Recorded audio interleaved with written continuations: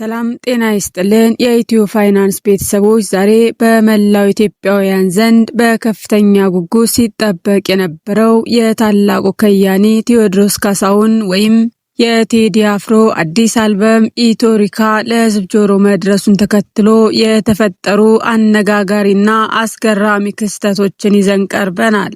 ይህ አልበም ዝም ብሎ ሙዚቃ ብቻ አይደለም። ከ33 ሚሊዮን ብር በላይ ውል የተሰረዘበት የመንግስት ሚዲያዎች መግለጫ የከለከሉበት ነገር ግን በህዝብ ፍቅር አጥርጥሶ የወጣ ድንቅ የጥበብ ስራ ነው። እስከ መጨረሻው አብራችሁን ቆዩ። የቴዲ አፍሮ አዲስ አልበም ኢትዮሪካ ገና ለህዝብ ሳይደርስ በስሙ ብቻ የሀገሪቱን ፖለቲካዊና ማህበራዊ ድባብ አናግቷል። አልበሙ ከመውጣቱ በፊት የ33 ሚሊዮን ብር ግዙፍ የክፍያ ውል በማይታወቅበት ምክንያት በድንገት እንዲቋረጥ ተደርጓል። ይህም አልበቃ ብሎ በቴሌቪዥን ጣቢያዎች ሊሰጥ የነበረው የማስተዋወቂያ መግለጫ ሳይቀር በድንገት እንዲሰረዝ ተደርጓል። ይሁን እንጂ ቴዎድሮስ ካሳሁን ለእነዚህ ጫናዎች አልተንበረከከም። ቀኑ የተመረጠ ነውና ይለቀቃል በማለት ጥበብ ከገንዘብና ከሳንሱር በላይ መሆኗን ለዓለም በተግባር አረጋግጧል። በዚህ አልበም ውስጥ በብዙዎች ዘንድ ትልቅ መነጋገሪያ የሆነው ስምንተኛው ንጉስ የሚለው ቅኔ ነው። ጠቅላይ ሚኒስትር አብይ አህመድ ወደ ስልጣን ሲመጡ እናቴ ሰባተኛው ንጉስ ትሆናለህ ብላኛለች ማለታቸውን ተከትሎ የቴዲ አፍሮ አድናቂዎች ይህንን አልበም ከሀገራዊ ለውጥ ጥሪ ጋር እያያያዙት ይገኛሉ። ብዙዎች ስምንተኛው ንጉስ ማለት ከጥላቻ የነጻ አዲስ አስተሳሰብ፣ አዲስ መሪ ወይም ደግሞ ነቅቶ ሀገሩን የሚታደገው የኢትዮጵያ ሕዝብ ነው ብለው ይተረጉሙታል። ይህ ቅኔ ገዢዎችን እንቅልፍ የነሳ ለትውልዱ ግን የተስፋ ብርሃን የሰነቀ መልእክት ሆኗል።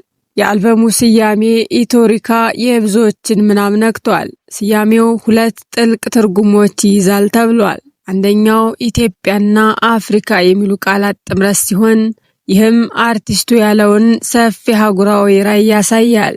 ሁለተኛው ኢትዮጵያና ዩቶፒያ ወይም ፍጹምና እንከን የለሽ ዓለም የሚሉ ቃላት ተዳቅለው የተፈጠረ ነው።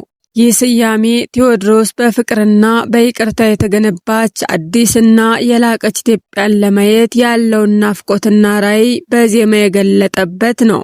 በዛሬው የካፒታሊዝም ዘመን 33 ሚሊዮን ብርን ትቶ አልበምን በነፃ ለህዝብ መልቀቅ ትልቅ ታሪካዊ ውሳኔ ነው።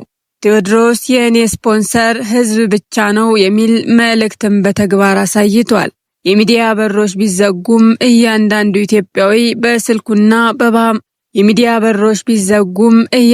ኢትዮጵያዊ በስልኩና በማህበራዊ ገጹ የቴዲ ሚዲያ በመሆን አጋርነቱን አሳይቷል።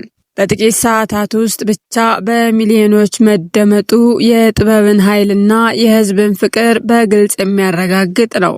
ክቡራትና ክቡራን፣ ቴዲ አፍሮ በኢትዮሪካ አልበሙ ፍቅር እንደሚያሸንፍና እውነት ሁሌም የዘላለም መሆኗን በድጋሚ አረጋግጧል። እናንተስ በአልበሙ ውስጥ ይበልጥ የወደዳችሁት ዜማ የትኛው ነው? ስምንተኛው ንጉስ ለእናንተ ምን ትርጉም ይሰጣችኋል? ሐሳባችሁን በኮሜንት አጋሩን። ቪዲዮውን ላይክ እና ሼር በማድረግ ለሌሎችም እንዲደርስ አድርጉ። ለቻናላችን አዲስ ከሆናችሁ ሰብስክራይብ ማድረጋችሁንና የደወል ምልክቷን መጫን አትርሱ። ስለተከታተላችሁን እናመሰግናለን።